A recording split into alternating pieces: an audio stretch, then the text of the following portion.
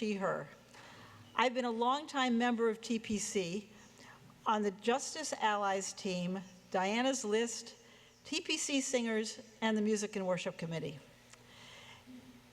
As we enter into worship this morning, we bring with us all of the sorrows and joys of our week.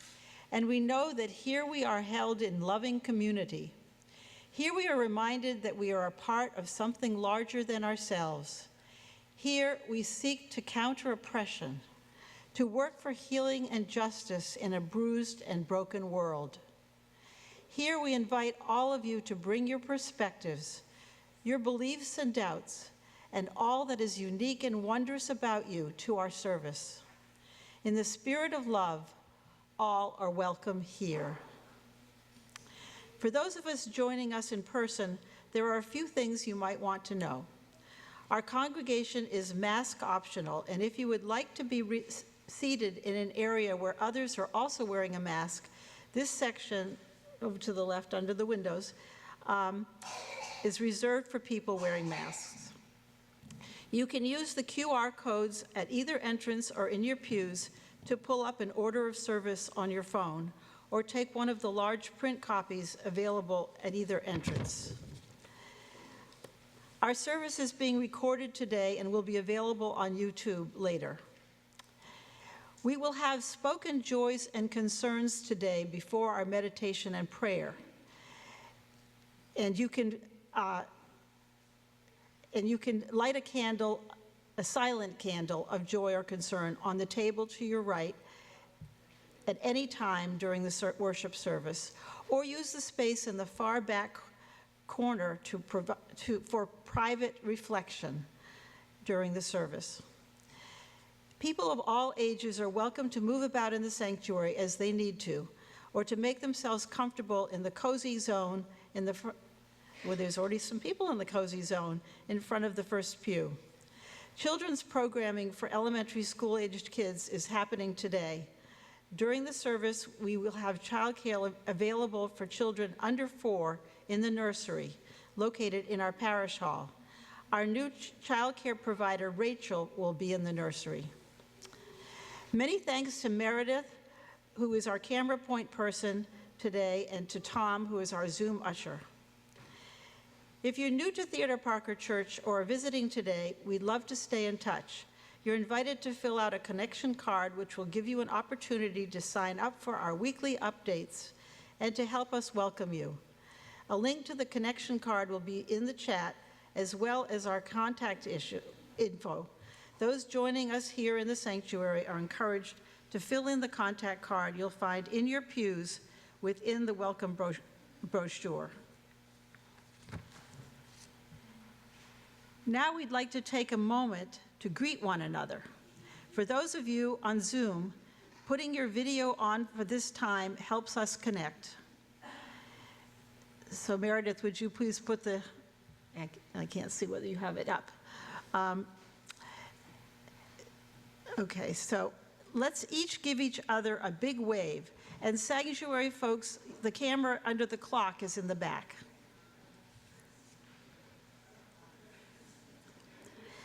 As we continue to greet one another, if online, you may post a hello in the chat.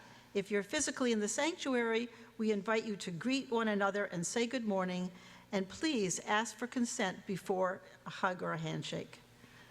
So everybody can greet one another in the sanctuary.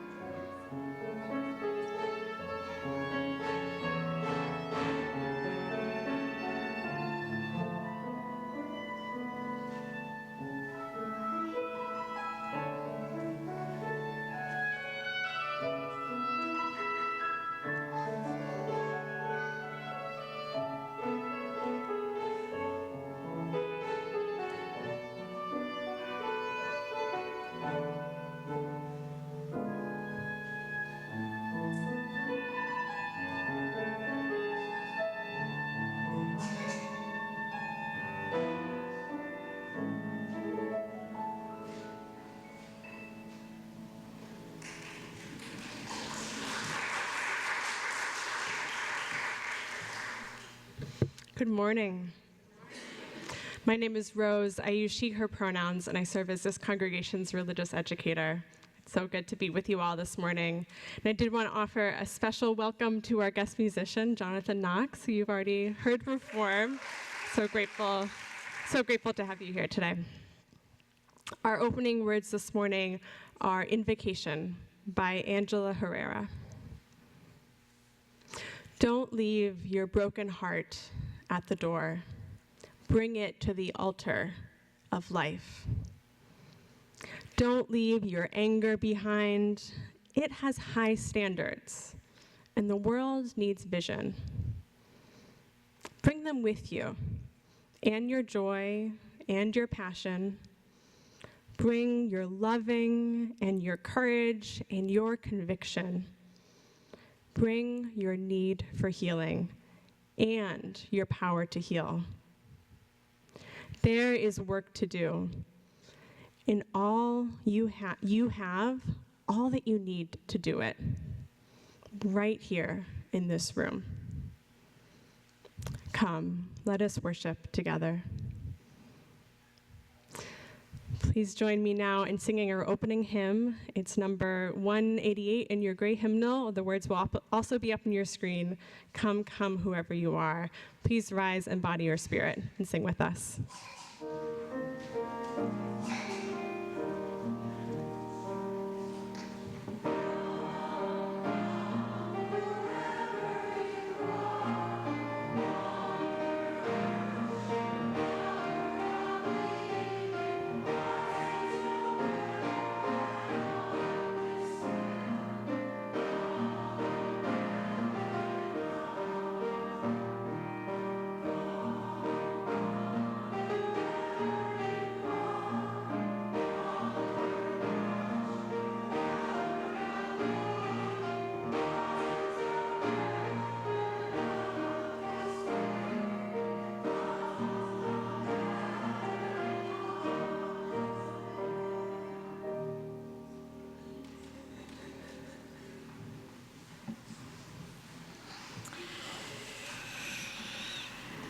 Please join in saying our shared covenant once in English and once in Spanish in honor of our sibling community in Plazuelas, El Salvador. The words will be on your screen.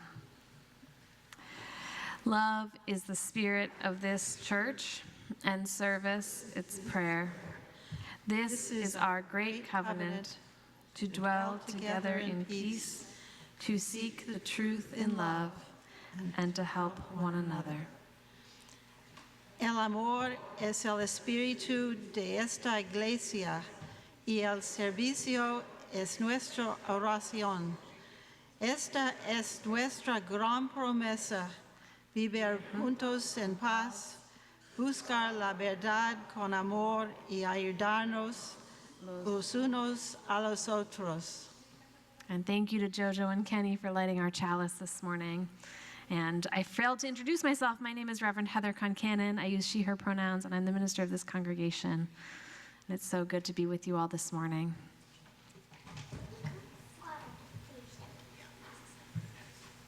Good catch.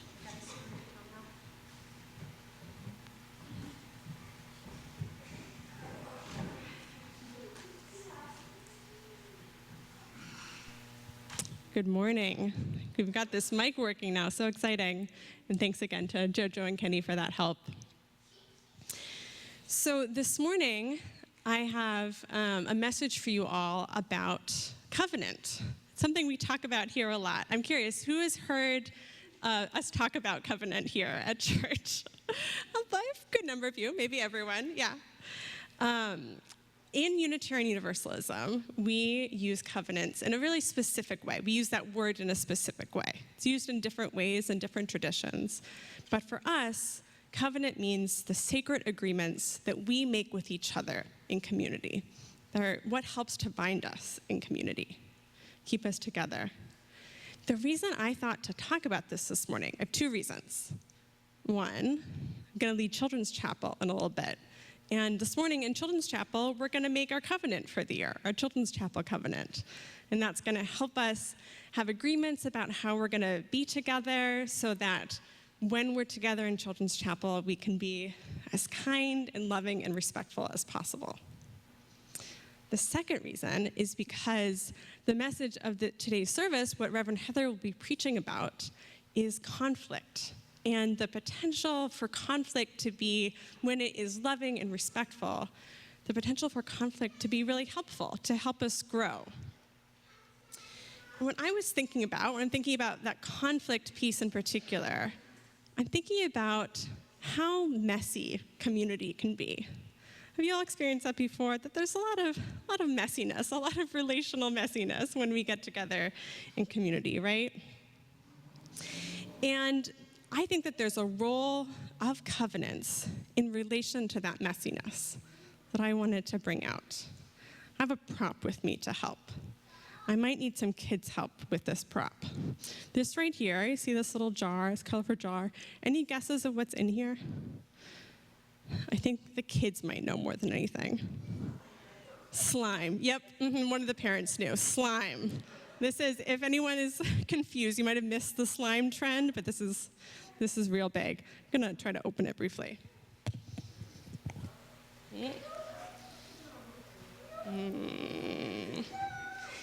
It's messy, right? It's inherently gooey, messy. It's this homemade slime I just created in my kitchen the other day.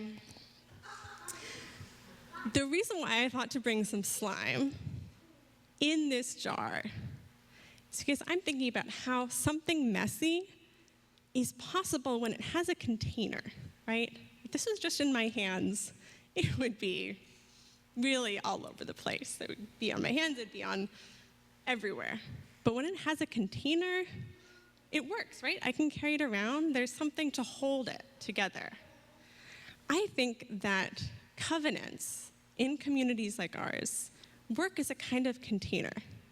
When we have the agreements that we make with each other explicit and something that we can reference, when we get into disagreements, when we feel differently about things, we have something to go back on and say, this is holding us. Our love for each other is holding us. Our respect for each other is holding us. And it allows us to work through those conflicts much more easily. It allows us to keep love at the center in the way that we promise to each other. That's my message for you all this morning. The messiness and the container of covenants. And with that, I would love for you all to join me in singing our children's benediction. And for any kids who want to join me for Children's Chapel, to meet by that door. I'm going to head on through. Thank you.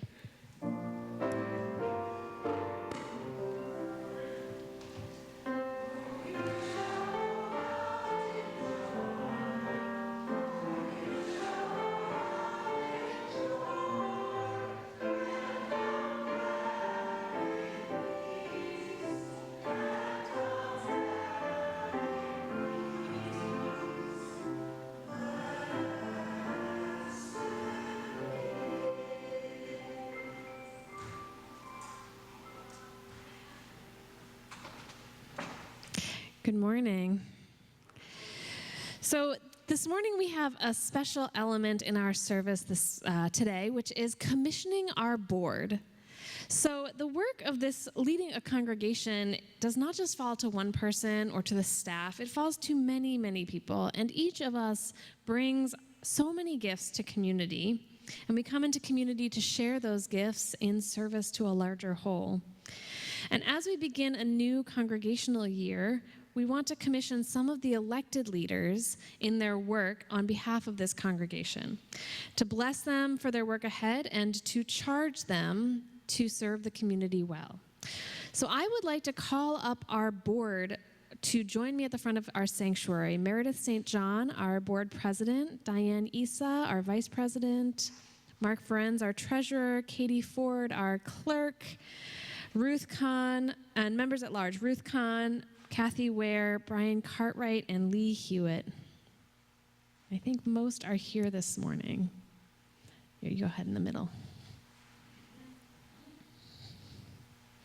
Friends, these are your board members.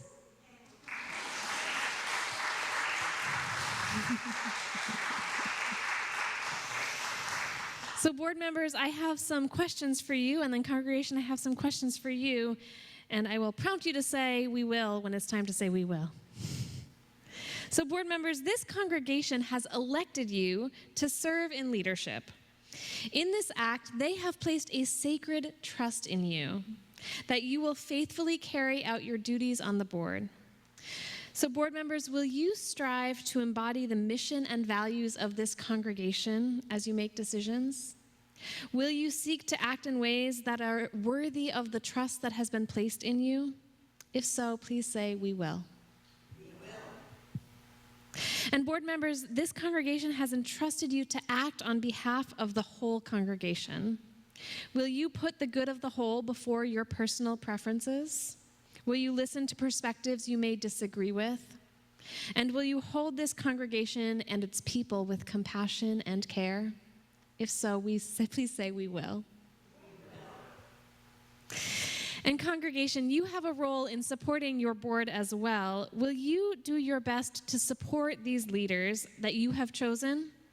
Will you empower them to make important and sometimes difficult decisions? Will you give them your trust, your gratitude, and your honesty? And will you share your feedback and your needs with kindness and compassion? If so, please say, we will.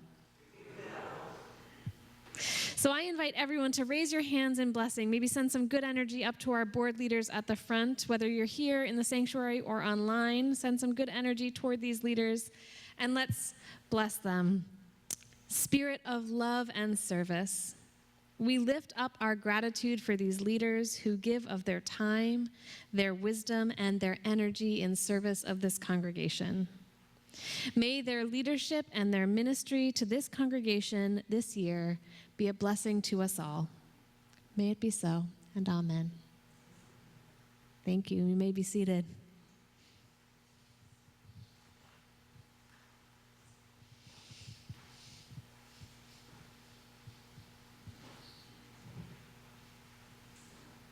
It's such a joy to see our leaders in one place and call them up and recognize them. So friends, let us deepen into a space of meditation and prayer. And this morning, we will be sharing spoken joys and concerns. So I will be calling us up after our centering hymn. But as we enter into this space, as we prepare to hold the many joys and many sorrows of our congregation, I invite us to find a space of stillness inside of us and to join in singing our centering hymn, Building Bridges. It's number 1023 in your teal hymnal, and the words will also be on the screen.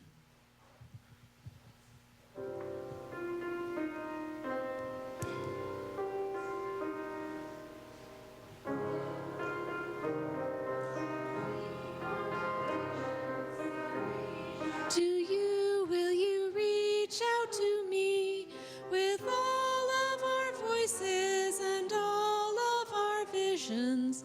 Friends, we could make such sweet harmony, building bridges between our divisions. Reach out to you, will you reach out to me with all of our voices and all of our visions? Friends, we could make such sweet harmony.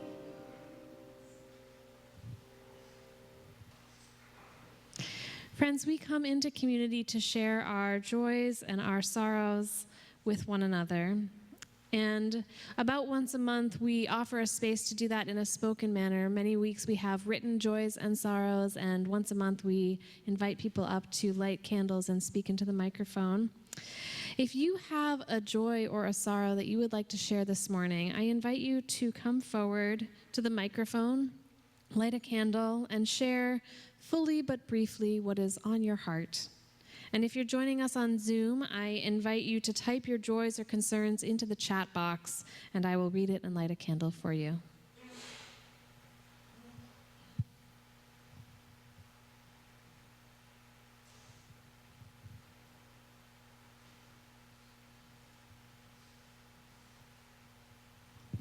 Hi, I'm Carol Allen, And I would like to express joy and gratitude for the role of music in this congregation, for those who play the music, for those who attend the concerts, for those who volunteer for all the different aspects of making things happen.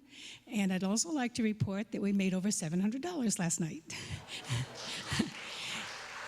A special word of thanks to our substitute box office people, Mary Beth and Deanna Wong, and also to Priscilla Wren, who washed the floors.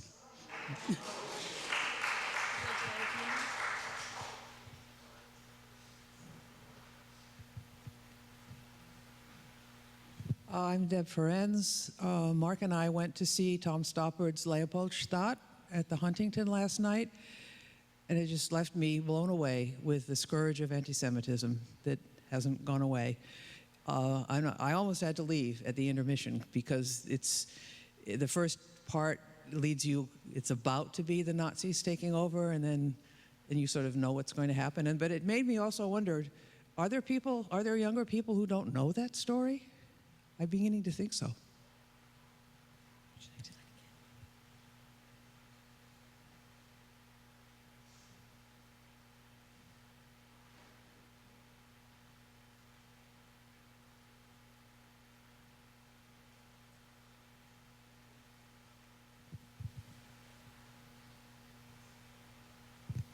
I'm Karen, and I'm lighting a candle today for my friend Richard, who was diagnosed unexpectedly and suddenly with stage 4 pancreatic cancer. And I'm lighting a candle for his peace of heart and for the surround of family and friends during his palliative care.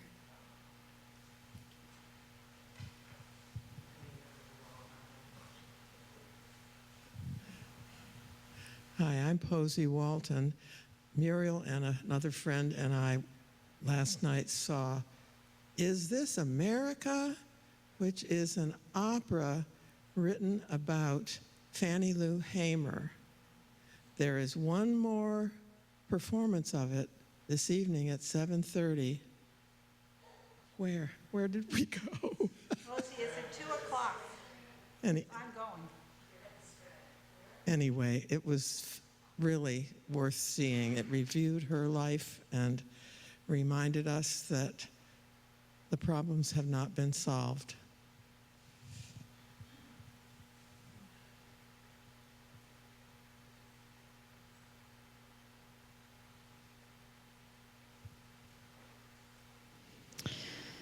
From our members joining us online, we have a concern from Karen Bishop. My concern today is for my friend Diane, who is having breast cancer surgery on Tuesday. And for this, we light a candle.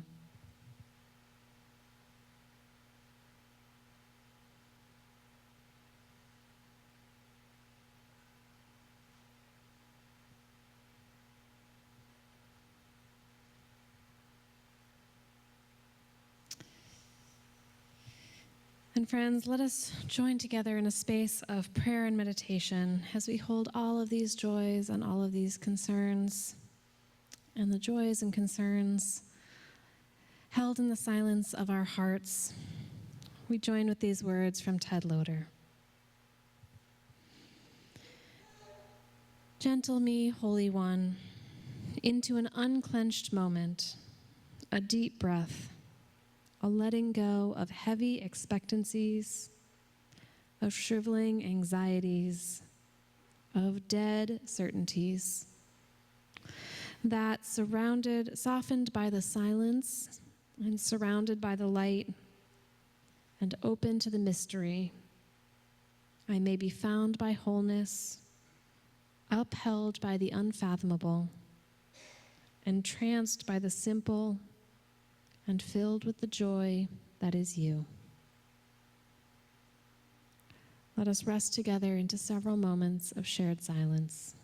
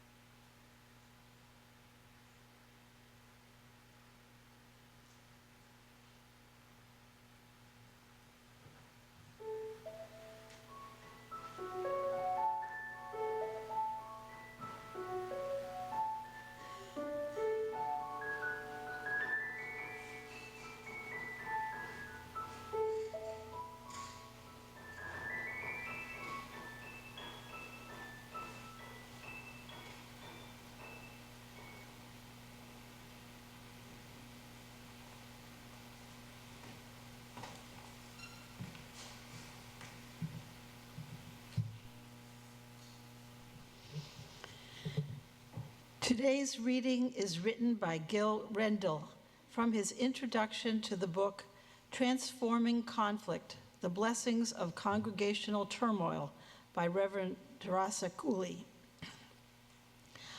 I have long favored the definition of conflict as two or more ideas in the same place at the same time.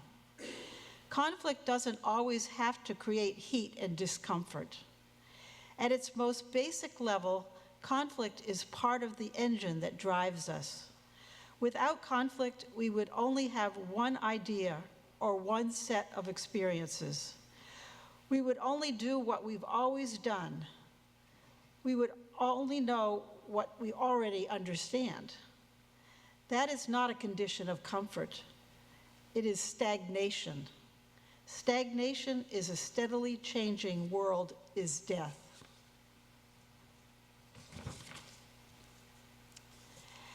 And a spirit of generosity surely helps where there's conflict. So generosity is a spiritual practice in our Unitarian Universalist congregations. We give with gratitude for all that we have been given, and with the faith that together we have more than enough. Links to donate will be in the chat, or you can send a check to the church after the service. Ushers will be coming around the sanctuary to collect an offering from those in the pews who wish to donate something more tangible.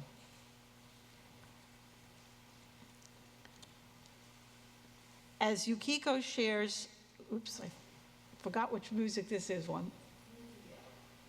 The Nightingale, sorry. The Nightingale, an offering to sustain this congregation of memory and hope, will be gratefully received. Thank you.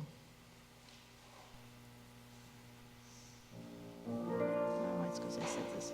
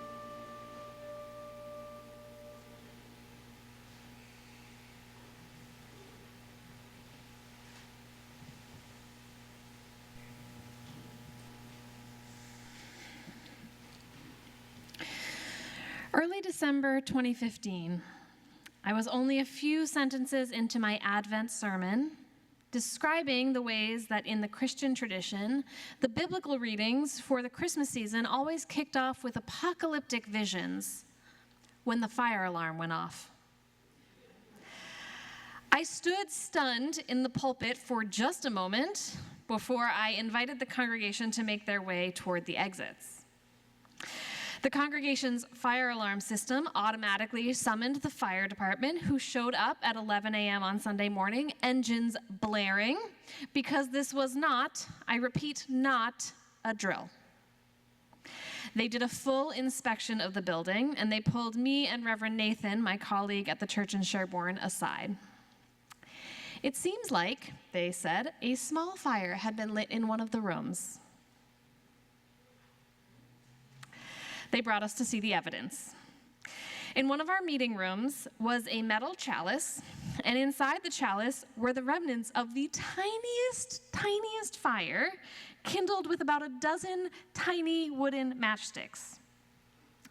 The architect of said fire was a 12-year-old who had not wanted to go to religious education and peeled off, lit one match, and then another, and then another, and then blew it out because it got too big and he got a little scared, causing a plume of smoke, which quite unfortunately for him was right underneath the smoke detector. He then anxiously confessed to his mom in the parking lot that he thought he might have caused the fire alarm to go off and the whole church to be evacuated.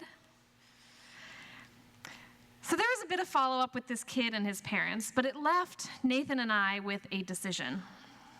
Should we continue to allow access to fire candles and matches throughout the building, or were the risks too high in that 1830 wooden building that was itself essentially made of matchsticks? And unfortunately, Nathan and I, the two ministers of the congregation, did not agree. He thought for sure the risks of fire in that old wooden building were too high. And part of our jobs, he reasoned, were to be responsible for the stewardship and safety of our building. And how could we prevent something like this from happening again?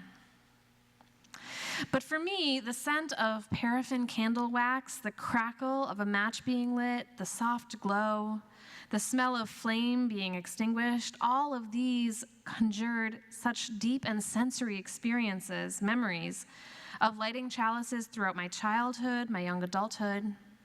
For me, lighting the chalice and the sensory experiences of doing so was a ritual that tapped into my own spirituality. And part of our jobs, I reasoned, was to help people access their embodied spirituality through senses and ritual. And how could we cut off access to that? And there was not an easy compromise. Either we allow access to real fire candles and matches, or we restrict it. And so it came to pass that Nathan and I had one of our first conflicts. Here's the thing, though. I was raised in a family and in a culture of white supremacy that taught me that conflict was very scary and very bad, and to avoid it at all costs. And so as it became clear that Nathan and I were not on the same page about what to do, I had that sinking, oh no, oh no, oh no, oh no feeling that I can sometimes get when I realize I'm in conflict with someone. Do you ever get that feeling? And I wrestled with how to avoid this conflict at all costs while also being true to my own opinions and perspectives and needs. But here's the thing, we can't always avoid conflict. We can't avoid conflict interpersonally, and we can't avoid it in community. And I don't actually believe that avoiding it should be the goal. Because although so much in my encultured training fuels a fear in me that conflict harms relationship, I know in a deeper sense that that is not always true. This month, the theme that we are exploring in worship is invitation. And I believe that sometimes, often even, if done well, conflict can invite us into deeper relationship and deeper intimacy. And it can invite us to get clear on our own values and needs. I have sometimes reminded myself that conflict is often values in tension. One value, preventing against fire risks, and another, wanting to express one's spirituality and tradition. Or as Gil Rendell reminds us in our reading today, two or more ideas in the same place at the same time. And in that sense, conflict can help us to grow, to get clearer about what values we are holding close, and what values we are holding underneath the perspectives that we're bringing. And it can also help us to understand other people more deeply and what values they are bringing as well. Research into intimate relationships, whether between parents and children or between partners, tell us that the presence of conflict is not necessarily a bad thing.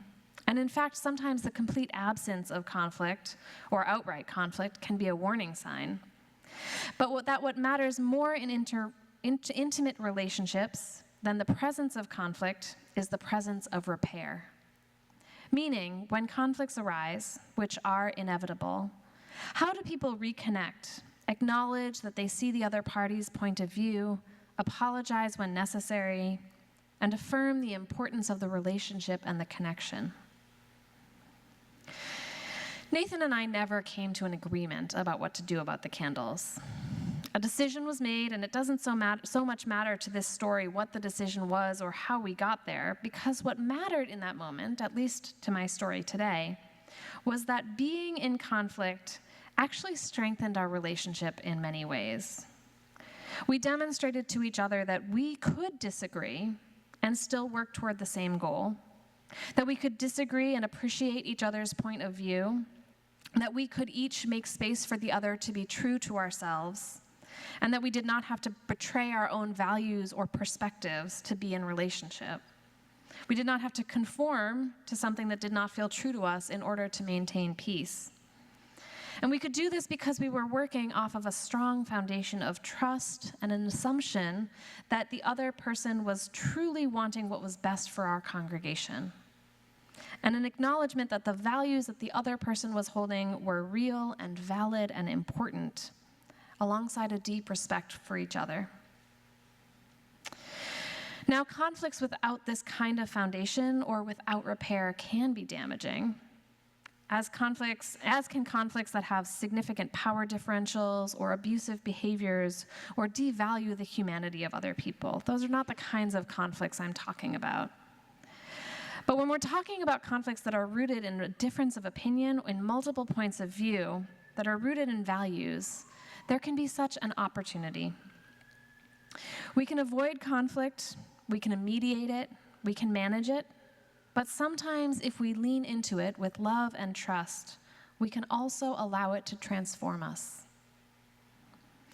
Conflict transformation skills are so important in all aspects of our lives, our partnerships, our families, our school, and our workplaces, but they are especially important in our religious communities.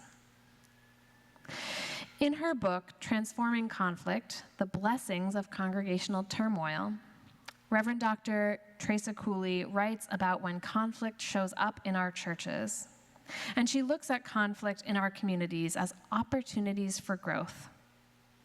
And let us remember here that growth is seldom comfortable. But I believe it is not, in fact, the job of the church to make people comfortable. I do believe that it is the job of the church to help us to grow. And Reverend Cooley talks about why it is important to talk about conflict in church, why it can be so especially hard when conflicts show up in church, saying, "In a congregation, we bring our deepest values, our most vulnerable hurts, and our most tender aspirations.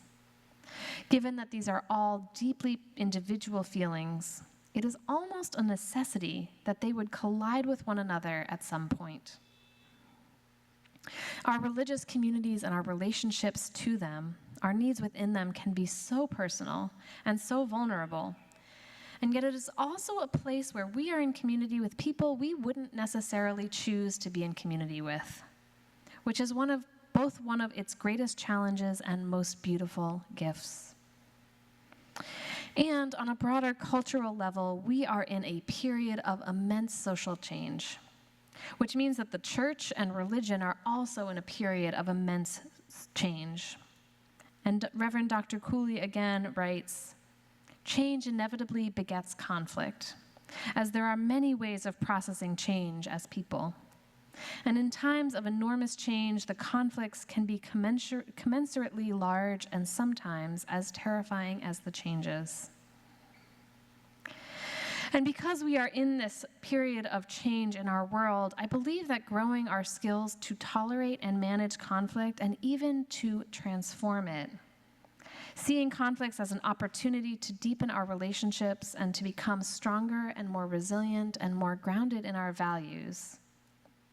And I think about the conflicts that so many churches had, my own at the time included, about hanging Black Lives Matter flags, for instance, asking what values we were presenting as our shared values and what values we were holding as we wrestled with those decisions. These are essential skills to navigate this time of great change. But it is also so hard. I often note in congregations and communities that I've been a part of my own impulses toward a strong desire for consensus in my community. And it comes, I think, from a good and loving place. We don't want to hurt other people's feelings. We don't want to have anybody feel like they've lost. It can be uncomfortable to be in tension with people we care about. But I think that without engaging the differing feelings and needs and opinions and exploring the conflict more deeply, a desire for consensus can sometimes ask of one another a type of uniformity that actually diminishes the beautiful diversity and creativity among us. So how then do we do conflict well? I think when conflict arises in the context of religious community, conflict done well shows up in the work of covenant, as Rose talked about in her message for all ages this morning. Covenant being an essential tool of our Unitarian Universalist faith, a faith that does not demand adherence to a particular creed or test of faith, but instead asks, how are we called to be in relationship with one another? How are we called to do the messy, imperfect work of being part of human community with love and respect and a willingness to be vulnerable, a willingness to admit when we've messed up, to repair and reconnect and affirm that our relationships to each other matter, even when the values we are bringing to the table might be in tension with one another, even when we might step on each other's toes, which inevitably we will do. Friends, in this moment in our world of unprecedented change, and because we are humans with different needs and ideas, it is only inevitable that from time to time we will find ourselves in conflict. And when we do, may we lean into it as an opportunity to invite us into deeper relationship with one another, a deeper clarity about what we value and need. And may we remind ourselves that it is not the absence of conflict, but the presence of conflict, but the presence of repair and the foundation of care and trust that can make all the difference. And may we hold ourselves in loving covenant as we engage the beauty and the diversity of our many ideas and values. May it be so, and amen. I invite us to rise in body or spirit for our closing hymn, number 6, Just as Long as I Have Breath.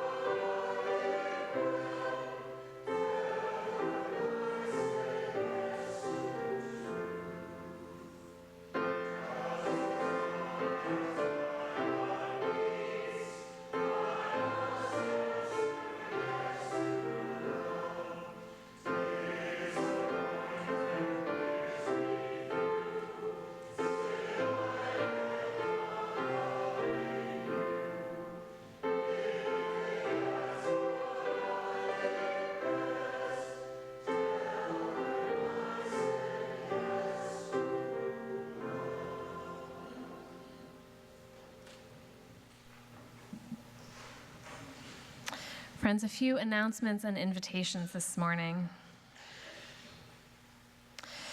First of all, if you are joining us in person, I invite you to join us for coffee hour next door after the service. And if you're joining us online, I invite you to stick around for a breakout group to connect with others who are online. Our Ferry Beach retreat is coming up in just a few weeks over Indigenous Peoples Weekend, and if you are interested in signing up, I believe the registration deadline is this weekend. You can contact Brandy Hopkins or Jen Buckwald, neither of whom are here today, but the information should be in the weekly email. And if you're not on the weekly email, I invite you to see me, and I can help you get it on it or fill out one of the welcome cards. The September 21st Music on Center concert was last night, and it went fantastic, but it's not coming up. There are more coming up soon. And I believe Diana's List is meeting at noon in the parlor today. And that's all we have. And we close with a blessing to go forth, to engage with love and covenant in all matters, to be true to ourselves, and to hold each other with care. May it be so, and amen. Yukiko and Jonathan will close us out with Oblivion by Astor Piazzolla. Thank you so much, Jonathan, for joining us today, and Yukiko for your music as always.